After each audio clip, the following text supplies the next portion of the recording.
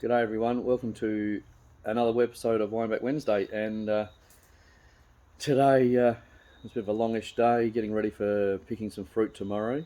First of the fruit of vintage 2023 for us, but as you see I'm outside, it's a bit dark now, it's getting a bit late, a bit of mood lighting, but talking about Pinot Gris and Pinot Grigio today, and both varieties are exactly the same.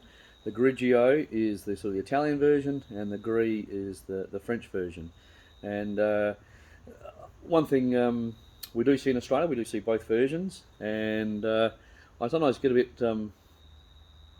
It's a shame sometimes when you do order one or the other, and the style for me comes out as the other one. So if you order a Pinot Grigio, and it comes out a bit fatter and richer, like a Gris style, which is what the French typically do.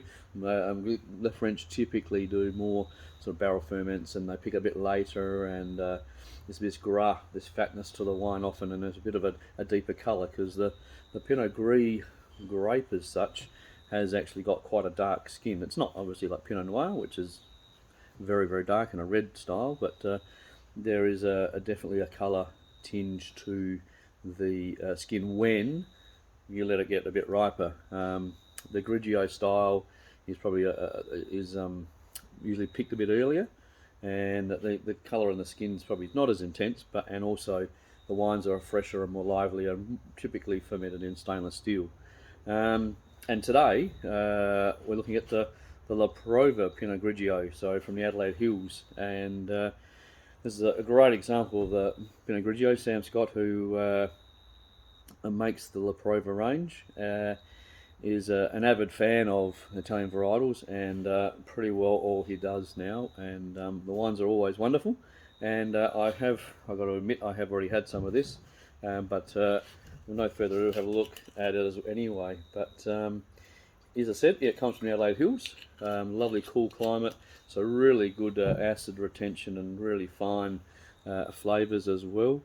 And it's hand-picked, and they press it gently and collect as much clean, fresh free run as they can.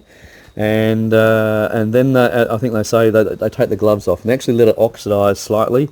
And when they rack it, they take a little bit of fluffy lees, which is sort of the solids on the bottom, which settle out. But with whole bunch pressing, you do get typically a lower level of solids, and the lees are a lot finer. So they are really good, and they actually add a bit of complexity to the wine when you ferment. And so yeah, they let it ferment, and it's aged and matured very shortly and bottled up. And this is the 22 vintage, and we had a pretty near perfect vintage in 22. There was lovely rainfall through the spring and early summer, and then it was quite mild through Christmas and New Year, and then we had a lovely spell of about 6 weeks that were again mild and nice cool nights. So that acidity has been retained. Obviously the Adelaide Hills to the east of Adelaide, higher elevation, generally cooler nights, and so you do have that lovely acid retention, especially in a cooler vintage like 22. It was dry, so don't get me wrong. Sometimes your cool vintages in the Adelaide Hills does equate to rain and dewy mornings and what have you, but 22 wasn't like that, or really at all. It was wet early on, great to getting the canopies growing and getting the vines through flowering and set and through early veraison, and then it was just lovely mild weather, as I said earlier. So without further ado, let's give it a crack. So look at that lovely sort of light straw colour. So there's no real colour influence from the skins at all. Gently pressed as hand picked. So obviously if you machine picked it, obviously those skins are going to get macerated to a certain extent. So you are going to start getting some skin contact and probably some colour pickup as well. But obviously hand picking, the berries are still turgid, fully intact. And then once you start whole bunch pressing it, you can collect that free run juice very quickly. Oh, so some lovely sort of apples and quinces, and really quite, it's just some lovely sort of, those sort of appley, quincy sort of notes.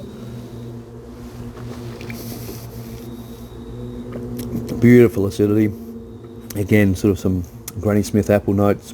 Great freshness, really good liveliness. Definitely a typical a typical Pinot Grigio style. That really austerity. You may, I think the was it Santa Margherita Pinot Grigio, which came out of Italy about 20 odd years ago. I think it was something like that. Probably the biggest brand of Pinot Grigio in the world. Set the world on fire, and I think they do 1 million cases or something like that through in the United States alone. So the variety has been around for a while, especially in the Northern Hemisphere, but I suppose in the last 25 years has really slowly built up a following in Australia, and particularly the Adelaide Hills and a few other cooler regions. And this is a great example. So hats off to you, Sam. And La Prova, the 2022 La Prova Pinot Grigio. Cheers.